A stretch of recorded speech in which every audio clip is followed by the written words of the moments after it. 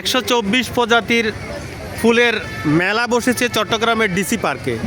যদি আমি একটু দেখাই, আসলে আগামীকাল থেকে এই যে মেলার আনুষ্ঠানিকতা শুরু হবে। আজ জেলা প্রশাসকের পক্ষ থেকে ব্রিফিং করেছে সাংবাদিকদেরকে ডেকে।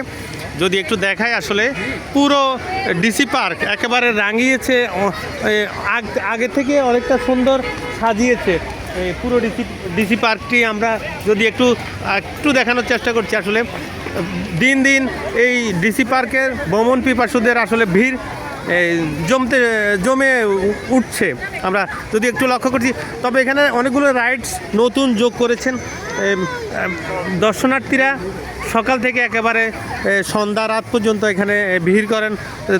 কাল থেকে 124 প্রজাতির ফুলের মেলা বসতে যাচ্ছে এই ডিসি পার্কে। এটি নিয়ন্ত্রণ করছেন চট্টগ্রামের যে জেলা প্রশাসক রয়েছে।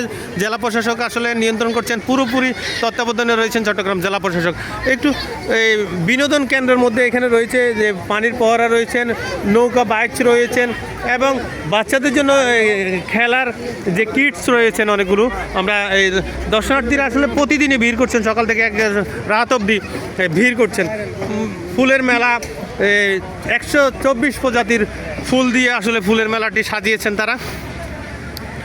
আগামীকাল থেকে আনুষ্ঠানিকভাবে যাত্রা শুরু করবেন, অর্থাৎ প্রতি বছরে ফুলের মেলা বসে। আগামীকাল তারা আসলে আনুষ্ঠানিকভাবে যাত্রা করবেন, এখানে একটা উৎসব হবে, তেমনটি আসলে জানিয়েছেন চট্টগ্রাম জেলা প্রশাসকের পক্ষ থেকে। তারা আসলে সংবাদ সম্মেলনের মাধ্যমে তারা আসলে বিষয়টি নিশ্চিত করেছেন। কারণ শহরের কোলাহল ছেড়ে একটু বিনোদনের আশায় মানুষ প্রতিদিন ভিড় করে এই চট্টগ্রামের যে ডিসি পার্ক রয়েছেন, ফৌজদারহাট যে ডিসি পার্কে।